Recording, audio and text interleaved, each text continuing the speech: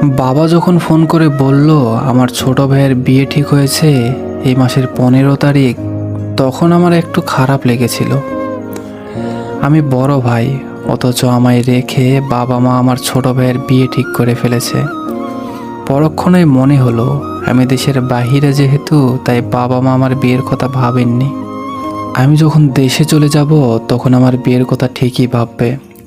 ছোট ভাইকে ফোন দিয়ে বললাম, তোর আর তোর হবু বউয়ের বিয়েতে যা যা লাগে আমায় বলিস, আমি টাকা পাঠিয়ে দেব।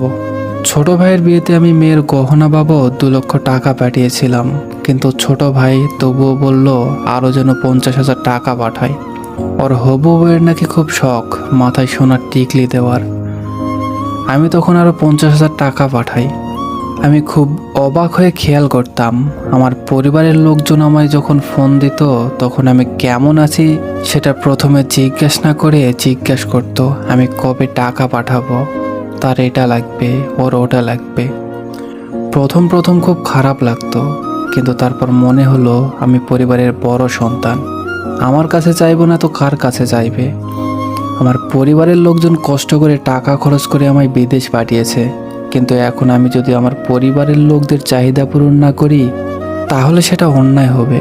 আমার ভাই বোন মা বাবা যখন যেটা আবদার করতো আমি সর্বোচ্চ চেষ্টা করতাম সেটা পূরণ করার জন্য। দীর্ঘ 9 বছর প্রবাস জীবন পার করার পর বাবাকে যখন ফোনে বললাম বাবা আমি দেশে আসতে চাই, বাবা অবাক হয়ে আমাকে বলল, দেশে এসে কি করবি?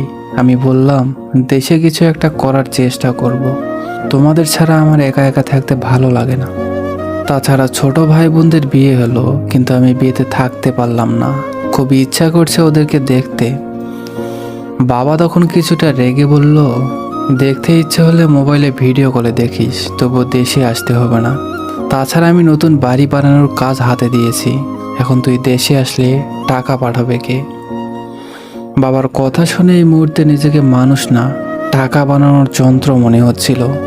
মানুষ ঠিকই বলে, প্রবাসীদের পরিবারের লোকজন তাদেরকে টাকা বানানোর মেশিন বাদে অন্য কিছু হবে না।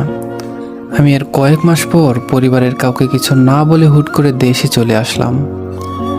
আমি দেশে এসেছি বলে আমার পরিবারের লোকজন খুশি হওয়ার চেয়ে মনে হয় কষ্ট পেয়েছে বেশি। 9 বছর পর আমি দেশে এসেছি, কোথায় বাবা আমায় বুকে জড়িয়ে ধরবে তা না, বাবা আমার থেকে দূরে বসে আছে। ছোট বোন রাগ করে বসে আছে আমি কেন ওর স্বামীর জন্য রোলেক্স ঘড়ি না এনে অন্য ঘড়ি এনেছি। আমি ওরে বললাম যে ঘড়িটা এনেছি সেটা অনেক ভালো। ছোট বোন রাগে ঘড়িটা হাত থেকে